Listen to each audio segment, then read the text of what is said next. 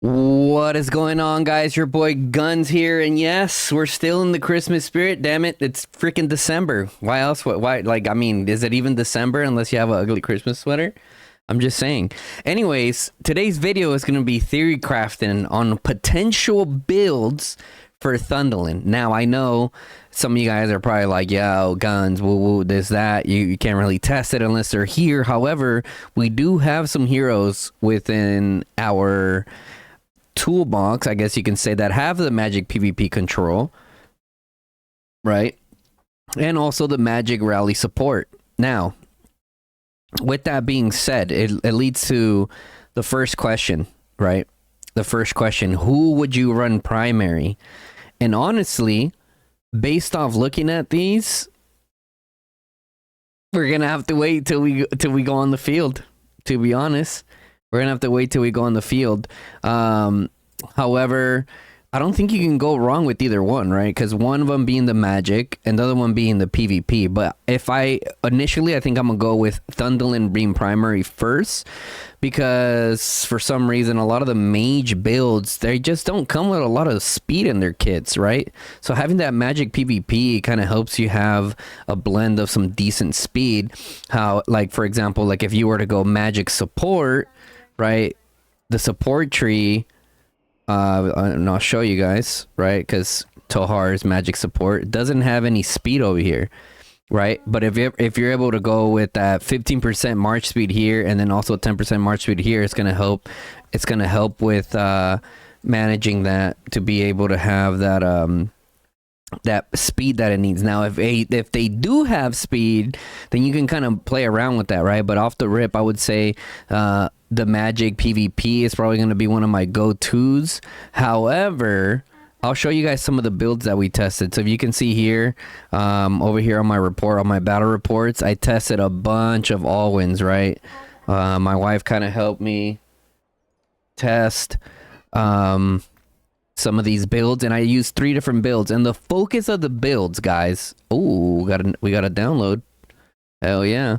And the focus of these builds are, one, to try to get this rage skill out as much as possible. Because if you see here, if we look at it, it says deals AoE damage and inflicts numbness with powerful lightning spells. Meaning, I'm thinking the build is going to be based off the one that does the most rage.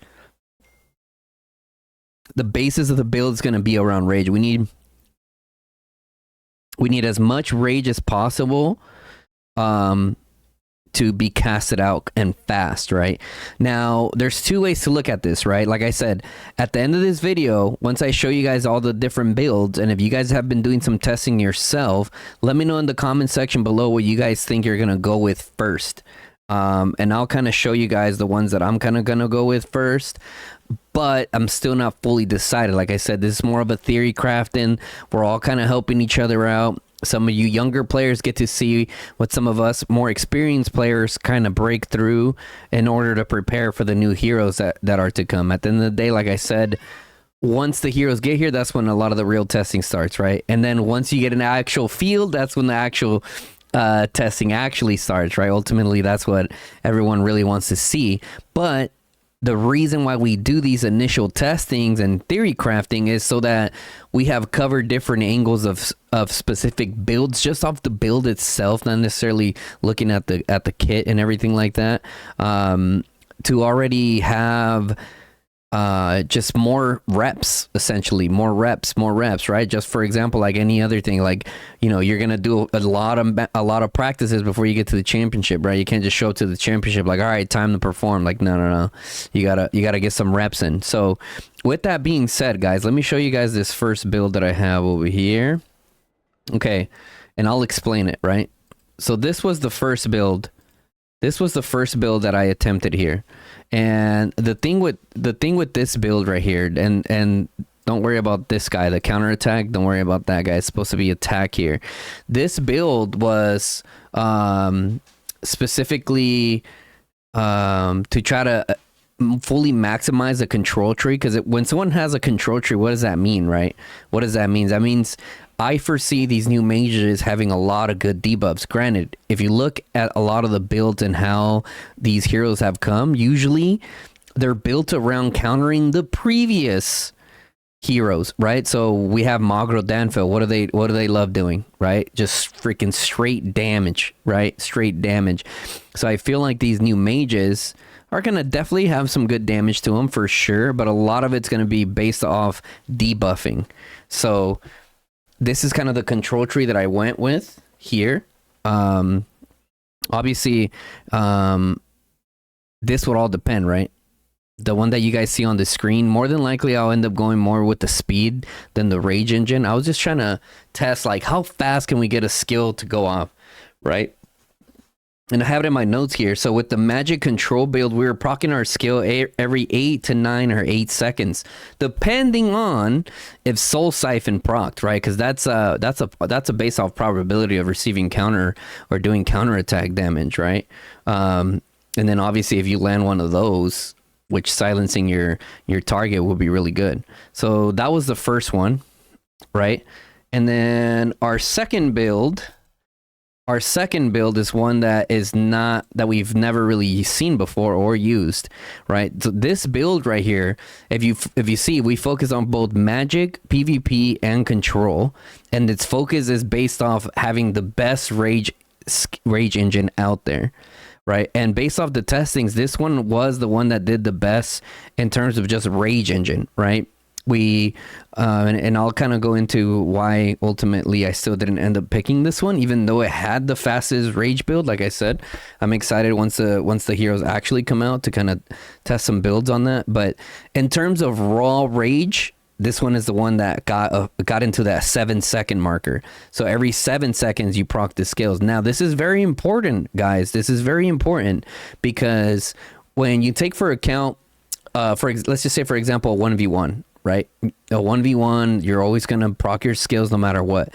But if you're in a poking scenario, that 1 to 2 seconds proccing that skill faster could potentially make that difference on the field. Meaning, like, boom, 7 seconds comes, bam, freaking Thundelyn throws out her numbness AoE and you back up, right? Boom, boom, boom, boom, boom, kind of bouncing back and forth like that. Now, that second could make the difference in that report. Potentially, like I said, this is all theory crafting. Let me know in the comment section below how you guys feel. Now, the next build, which is the one that I'm gonna more than likely be running, in my opinion, is this build right here. And I'll show you, and I'll tell you guys some of the edits that I would do to it, right? So essentially this build is kind of what I'm trying to go with here, right? So boom, boom, boom, get obviously the attack, go with some more speed here, a little bit of health. You got your backstabber here. This one kind of flip-flops depending. If we're doing big movements out in the field, usually I'll pick magic speed, right? Because if you're, moving a gather point 1 to gather point 2 and 3, and oh my god, here comes these stinky calves trying to eat up on some mages, right? Boom. You're gonna need more speed. Now, when the tips touch, because you guys know that's when the party starts, right? Once the flags are touching, aka tips touching, then I'd probably switch over to the rage skill. Right? Then I'd probably switch over to the rage skill. And I'll go a little bit more into that, right? Obviously, here we go about more hero skill damage, magic maelstrom, and then egoism, right? Make it a little bit tankier. And as you guys know in my previous videos, there is times where, like, if I'm going up against someone like Echo, yeah, I'm probably going to switch to infantry counterattack tactics and just more raw damage in general. But this is going to help give us a little bit more survivability, right? And this one's going to help takes less skill damage and also have a 50% chance to inflict magic defense break, right? Up to 5% for 3 seconds. So when you take skill damage, you have a 50% chance to inflict that. Now, this is the next one that I want to talk to you guys about. When your legion's only composed of magic units, they deal 5% more damage through continuous damage. Now, that's my thing, right? It all depends on what the numbness does, guys, because the numbness can do one, maybe both, or one or the other. I don't know. So one, it does just straight raw damage, right? The numbness just deals raw damage. 2, it does some kind of like magic defense break or just defense break in general, or kind of slows you down, or it does both. Now, if it does damage, this one's gonna definitely play into effect, because if it's like a pool of lightning, right, and you're able to do 5% more continuous damage through this, then you definitely could play this into effect, right? And then the next one would be obviously Iconoclasm, right? You'll get that additional hero skill damage. And then bam, coming over to the PvP tree, more speed, right? Because speed is king in the field. We know this. More rage, right? And more damage. Or, yeah. So I think this is the one that I'm going to go with, guys, starting off for our initial testings. And then the opposing person will have one of the other two builds that I have. Now that we kind of got that out of the way, on top of that, sometimes I mess with Bolt from the Blue, but realistically, I'll just take that out of there and just plug it in here, right? Because here is a for sure 3%. So don't put it in here. You can put it in here. Like I said, we'll have updated videos on the builds. It's just me kind of theory crafting with you guys of some of the steps that I do in preparation for when the new mages come. So bam, you just get that 3% magic. So essentially, that's my whole ideology with this. Now, the other part of this, which also gets me excited, is if we look at the new heroes, right? If we look at the new heroes, one of the things that I find the most interesting out of both of them is none of them have skills. There's no skills tree. Hello? Isn't that the bread and butter of the mages? Isn't the mages bread and butter skills tree? Now, that also opens it up for other mix possibilities, right? As we know, the skills tree is freaking king in proccing the most amount of rage, right? If we look at our Lilia, she has this one right now, but usually I'll have Spirit of Rage, right? So boom, right?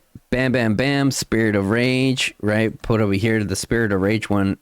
This is the one that keeps it going, right? Ultimately, throughout the years, we've bounced this here. Someone the other day in my comments section, I wish I would have screenshotted it, gave me the math of why Spirit of Rage is better in general compared to getting 8% damage when your deputy does the second skill cast. I don't know. We'll see.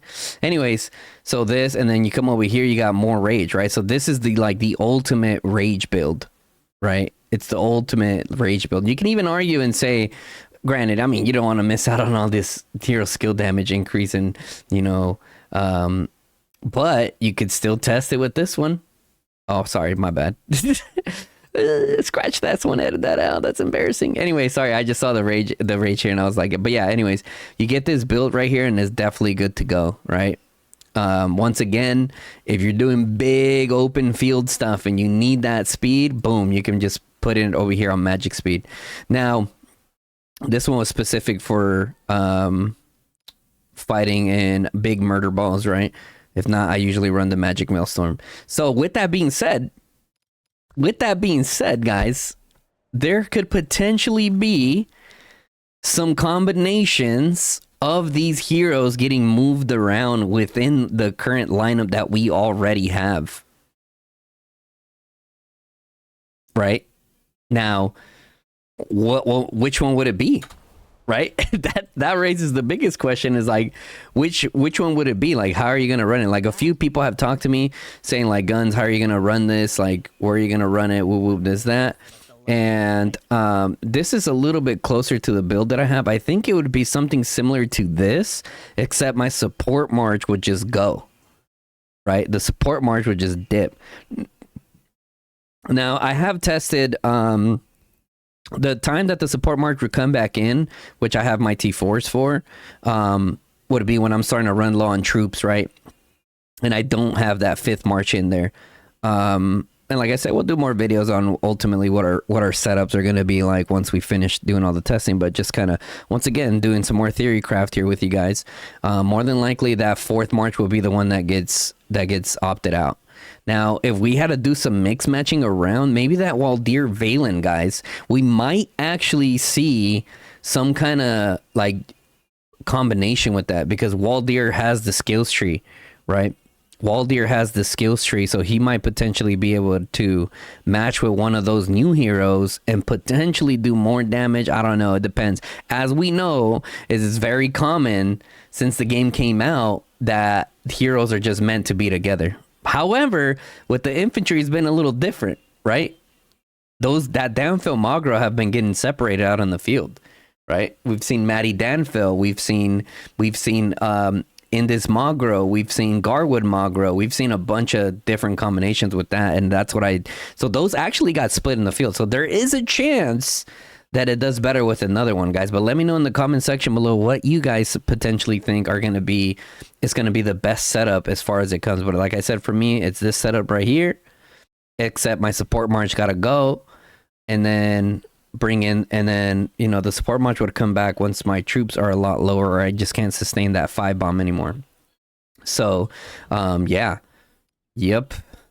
Also, one of the things I want to share with you guys as a friendly reminder, if you haven't watched any of my previous videos, make sure that you guys are getting ready. Make sure you guys are getting ready. Like, I'll show you guys how I've been getting ready. I bit the bullet. I bought a 2-star Magic Fortune, which I shouldn't have done that. I should have bought the 2-star follow-up and then did the 1-stars up to the Magic Fortune. Rip thousands of pet coins. Don't do what I did. Now, the next thing, as you can see here, right? So my 2-star follow-up's ready to go. 2-star Magic Fortune's ready to go. Elemental Harmony, right?